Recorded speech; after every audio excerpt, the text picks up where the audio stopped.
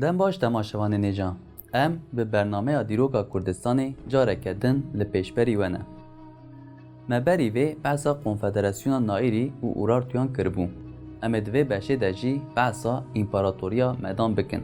Ka em bi hev re binêrin med kî ne û çi kirine. Kurdên bi jiyana xwe ya çiyayî têne nasîn. Navenda jiyana wan jî herêma çiyayên Zagrosan in. Ev herêm di dîrokê de bi navên Amadîa, Madîa, Mada, Mada, Manîa û med hatiye nasîn. Piştî têkçûna Qasîdan wekî şaristaniyeke biçûk hebûna xwe berdewam kiriye. Di heman demê de êrîşên asûran jî berdewam dikin. Eşîrên Kurdan dibînin tena serê xwe nikarin li dijî wan êrîşan li ber xwe bidin û xwe biparêzin. Lewre Kurdên li Medya dibin rêveberiya Diyako beriya zayînê 727 û 675 de Konfederasyona Medya ava kirine. Dure gelek eşîrên Kurd û civakên din jî tevlî vê konfederasyonê dibin. Ji ber êrîşên asûran, eşîr û qiraltiyên Kurd û civakên derdor xwe dispêrin Medyayê. Bi tevlîbûna gelek eşîr û civakên din, Medyaya biçûk di demekin de mezin dibe. Mirov dikare Medya weke Konfederasyona Gelan pênase bike. Di dema Qral Phraotes, Medya dibe raqîbê herî mezin ê asûran.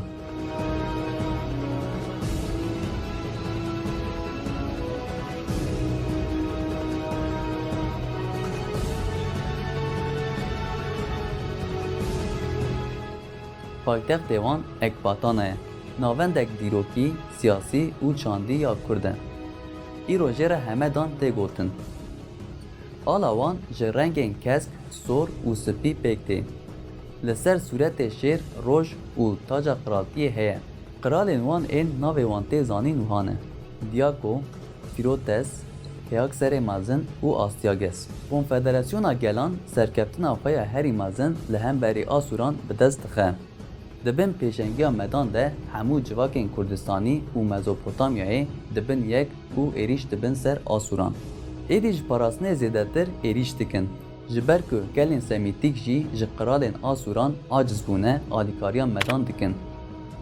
Di pêşengiya Serê Mezin de berî zayînê di 612 de Asûrê têk dibin û paytext Nînovayê dikirin û dawî li Împaratoriya Asûran tînin. Asûriyên ku zêdeyî 1500 salan li ser piya mabûn ji hêla Konfederasyona Gelan ve Çiholê tê rakirin. Bi têkçûna Asûran re serdemek nû dest pê dike. Medan di aliyê Rojhilat de İran, Afganistan, Belûcistan û Horasan girtin. Di aliyê Bakur de Azerbaycan û Ermenistan, di aliyê Rojava de Iraqê girtin. Bi Kurdên Zelanî yên Anatoliyê re peyman çêkirin û heta Anatolyayê çûn. Beşek mezin a Lîdyayê girtin û heta Derya Spî çûn. Ji yezdanî û zerdüştiyê bawer dikin. Ji xweda û xwedawendên Kurdan ên berê re rêzê dikirin. Lê êdî ji wan bawer nakin. Ahûra Mazda wekî xweda û zerdüşt jî wekî pêxember dibînin. Avesta pirtûka wan a pîroz e. Di dîroka mirovayî de serdemek nû didin destpêkirin. Bi taybetî têkiliyê Med û Helena di dîroka mirovahiyê de çandek nû ya bi navê Helenîstîk afirandine. Bawerî, çand û felsefeya Aryenî derbasî Ewropayê bûye. Pandora vê demê hêjî li ser felsefeya Grek, Yunanî û çanda Ewropayê tê dîtin. Di aliyê çandî, wêjeyî, siyasî û aborî de serdema zêrîn a Kurdan e.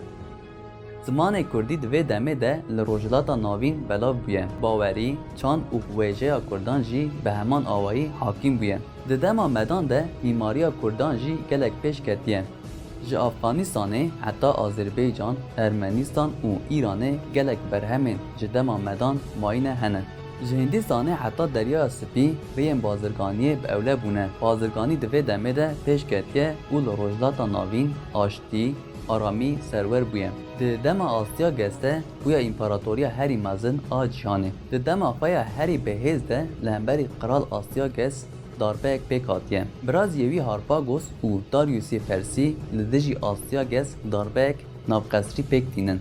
Darius neviyê Astiyages ê nîvî Fars û Harpagos jî biraziyê Astiyages ê serfermandarê Medya bû. Piştî Darius Pusê desthilatdar rêveberiya Konfederasyona Medya ji Kurdan derbasî Persan dibe. Dîrokzanê mezin ê Yunanî Herodot di pirtûka dîrok de dibêje ku Astiyages ji tovê herêm Harpagos re wiha dibêje. Bire gêjê kurê gêjan. Te desthilatdarî ji min sten. Lê tu çima bi xwe nebûyî desthilatdar? Te desthilatdariya Kurdan radestî Persiyan kir. Di riyê tovê xirab harpa gosêxayîn de mixabin berî zayînê di 522 de Konfederasyona Medan ketiye bin desthilatdariya Persan. Piştî ku İskenderê Mezin berê xwe dide rojdata navîn, beriya zayînê di 303 de Konfederasyona Medya têk dibe û dawîl Împaratoriya Medan Medya tîne. Mîras, rûmet, çand, wêje û dîroka Medan ji Kurdan re yiştî heta îro jî dijî. Ev mîras dê heta hetayê bi Kurdan re bijî.